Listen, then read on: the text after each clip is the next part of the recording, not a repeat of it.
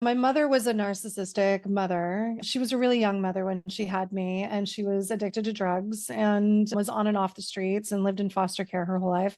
So when I was born, I immediately went into foster care. So I was born into the foster care system, and I lived in 7 homes before I was 2 years old. And then I lived in the eighth home from when I was 2 until I was 10. And that home really gave me a lot of grounding. It was a really interesting place with a revolving door of children always coming through. They fought to keep me there every single year for those 8 years that I was there. Now, when I went to go live with my mother when I was 10, she had got married to this man. And of course, as a child, I was separate from so many other kids in my community. I really wanted a mom and a dad. So they really painted the picture of this perfect family. And so when I moved in with my mother, I found out that my stepfather was a pedophile. He was also very violent. And so between the two of them, I was beaten up a lot. I was sexually abused. My mother was aware of it. And so finally, one day when I was 12 years old, I just had enough of it. And Sam, I just took $18 that I saved up, was all the money I had. My mother had just beaten me so badly. I was bleeding everywhere, and I left at 12 years old. And I just thought, I'm going to go figure this out because whatever's out there has to be better than what's in here. They're going to kill me. And so I left. And so I lived on and off the street from 12 to 18 years old. Now, I loved school, and I was an avid reader, and I was very into having had that childhood. I went internal. And for me, that meant stories, and I got lost in adventures. And so that's what my childhood was like. And I was able to finish school eventually, go to university. I quit high school in grade 10, and then I was able to finish it when I was 20. How old was I? 21 years old. And then I went to university at 22. But I've been studying psychology since I was 17, coaching since I was 17. And then that, anyway, ended up leading me to an 18-year-long narcissistic relationship with this man. And then when I had eventually ended up leaving after 18 years, I took the 2 children and my kids and myself, and we just left. We left with just our belongings. We didn't leave with furniture. We didn't leave with anything like that. And we started over from scratch. And that was almost 9 years ago. Wow. Yeah. So tell me, if you had one piece of advice, a tip, or a thought to share with the women, what would that be? Oh gosh, there's so much to choose from. I guess I would have to say, people ask me all the time, like, how did you survive that as a child? And for a long time when I was younger, that would really stump me. I really hid who I was from a lot of people most of my life. Like most of my life, if you could know me for 10 years and never know I was a homeless street kid for those 6 years, because I was just so terrified of what other people thought. Now, the world can be a cruel place. And I hid that for a reason because of the responses I was getting, made me feel less than, like I wasn't deserving of anything anyway. And it really reiterated every single time I told somebody else, it really reiterated that what I had went through, it was because I was bad in some way. So when I fully started to embrace who I am, stop hiding behind the mask, because I really intentionally made myself look like you would never guess that I was a homeless street kid from 12 to 18. You would never guess that I was raised in foster care. I wanted to make sure to look at me and to hear me. You would never know that. But what came with that was a whole life of experiences and opportunities that were not meant for me, who I am. They were meant for the mask that I was wearing. So I got deeper and deeper into some form of depression because I wasn't living my authentic life. I was hiding everything about myself out of fear. So my one piece of advice would be, we have to go inward. We have to go inward, and we have to go deep, because let me tell you something, the circumstances of our life, this is not the real thing. This is just to give you advice or to give you insight into my results are like this right now because of the way that I've been thinking about what's happened to me, the stories I'm keeping alive. So in order for us to get out of that place and into our future, we have to do intentional thinking work, intentional journaling. You have to know the questions that you need to ask in order to get yourself out of that situation. So yeah, for the longest time, I was really stuck until someone said, Tanya, you have the right and the ability to choose your thoughts. And I was like, what does that mean? What in the world are you talking about? And they were saying intentionally driving your life somewhere means that you have to give yourself the thought, I am good enough. every single chance you get until you believe it. And then the mentor that told me that said, if you don't believe in yourself, Tanya, you got to borrow my belief in you. So I guess if I could Yeah, give that's another, so good. Yes, I give yes. another piece of Continue. advice too, Yes, it would be yes. to be careful who you ask for advice. Like I knew somebody once whose father was narcissistic when I was younger.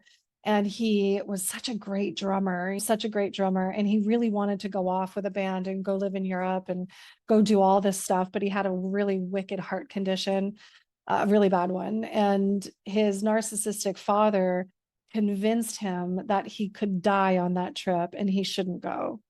And so he pummeled this into this young boy who was so talented that he needs to be in fear of this problem instead of living his life to the fullest. And narcissists will do that because they don't want you to have these amazing experiences, because why should you have it? Like that's like the underlying current of a narcissist. So he didn't. But I always said to him, if you really wanted to, if you really still want to go and be a drummer in a band and travel the world, then you need to speak with a drummer. You need to be talking to the person who has what you want. You don't talk to someone who has a very limited worldview or doesn't have the passion or the pursuit or the ambition, because they're never going to be able to live outside of their own limitations. They're not going to be able to see that for you. So that's the other piece too, because in Yeah. getting out of what I went through, who I talked to, who I took advice from was very instrumental in my growth. Yeah. Yeah, both of those things are so important. It's part of what I teach in the community. And having people that you can trust, that you know that they have your best interest at heart, and to be able Yeah. to listen to their feedback. And even when they have the best interest at heart, just because somebody says it does not make it true. You No. get to decide, is this true for me or is it not? And if it Yeah. is true, am I going to do something different? And if it's not, is there still anything else that I could adjust or make different? Can I, But a lot of the can I, women they won't do that because they don't trust themselves to make that decision. They're waiting for somebody else to give them yeah. permission. So And yeah, the other, continue, please. oh, I was just going to say the other thing too is, when we ask ourselves, is this really me or is this not me? That leads to some pre-work to that question. And to me, that would mean I need to check in with what my belief systems are here. Because if I believe, like I believed when I was younger, that I wasn't worth it, if I believe truly that I'm not worth it, then all of my actions are going to follow, because my thoughts are going to dictate my feelings and my feelings are going to dictate my actions. And Yes, then that's the yes, result I'm going to get. So yeah, you got to check in with that belief system. And I always say, when we're finding our way out of circumstances and we're starting to create our own life, we're starting to create our own circumstances. What do I really want? What's really important for you to remember, we are all here to figure it out. No one's got it perfectly figured out. So you're not going to be any worse off for trying, even if you might fail. But you have to remember that it has to come from within you. You got to find something. And I know that if you're in Sam's group, when you're here and you're doing this work, there's something more for you. So you got to do some deep, deep digging there and really search for it. yeah, But always start, yeah, yeah, with the systems for yeah. sure. You nailed it with what you're thinking. Your thoughts are so important. People talk about what you believe. It's triggering, and your thoughts come from what you believe.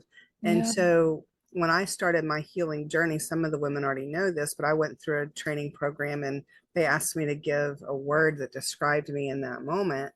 And it was worthless. That Mm, was my word. How do you show up in the world when you feel like you're worthless compared to when you love yourself?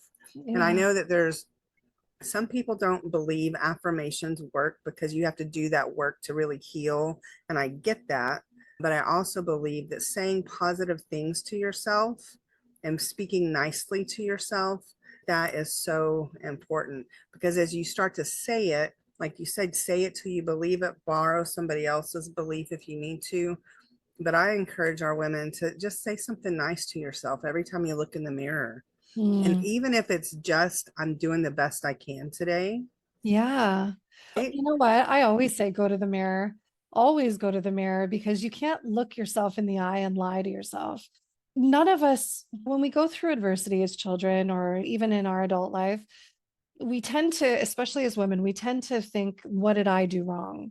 It's really interesting how boys and girls see things differently. And I wouldn't have known this until I had a child that was a boy and then one that was a girl. My daughter will see a situation, like I give the example sometimes of a pen that doesn't work. My daughter picked up the pen and she was like, why can't, shaking it. She's like, why can't I get this thing to work? Like, why can't I? The responsibility was on her that this thing broke. And in her mind, she was like, but I'm doing something wrong. I'm not getting it. My son with the pen would be like, this thing's broken. So it was a really interesting thing for me to observe how we, as women, we internalize and we take responsibility for everything around us.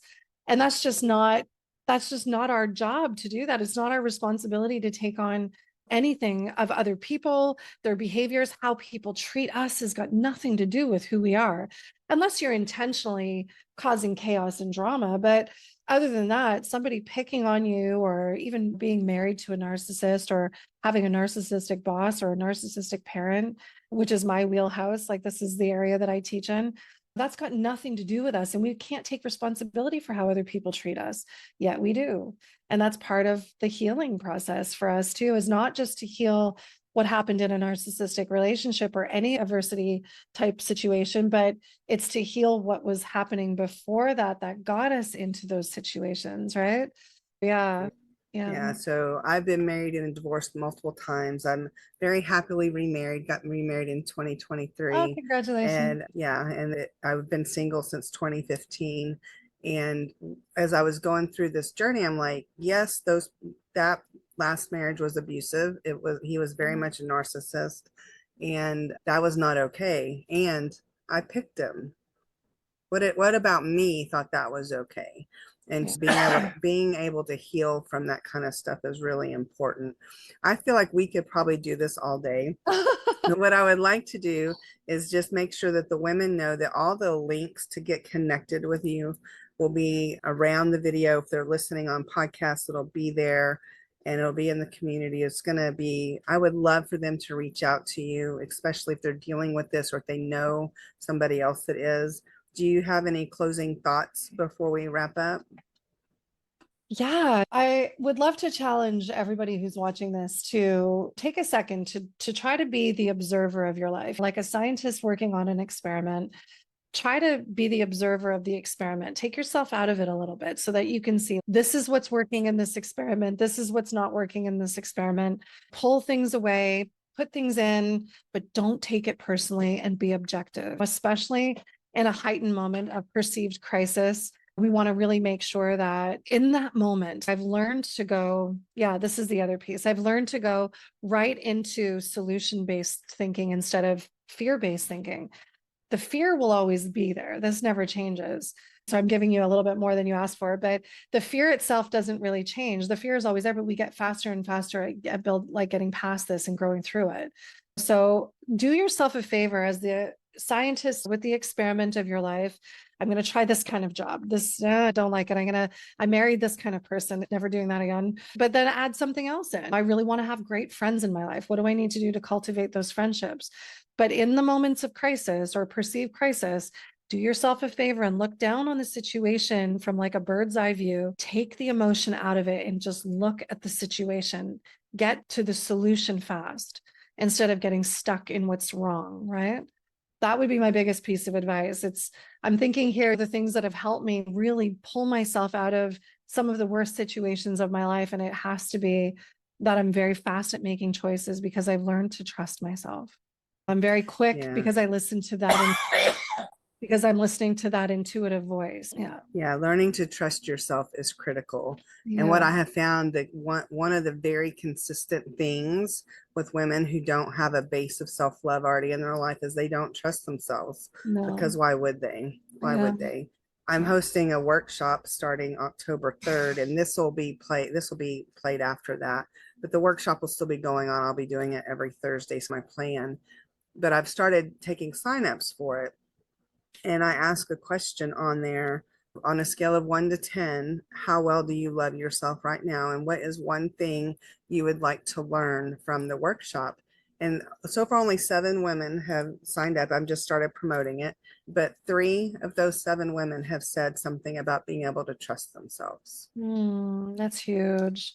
It's That's huge. huge. The trust factor comes from not listening to the ego and instead listening to the intuitive voice. And in order to hear the intuitive voice, we need to train ourselves to shut down all of the social media, shut down your computer, shut down your phone, have nothing playing in the background and just be still.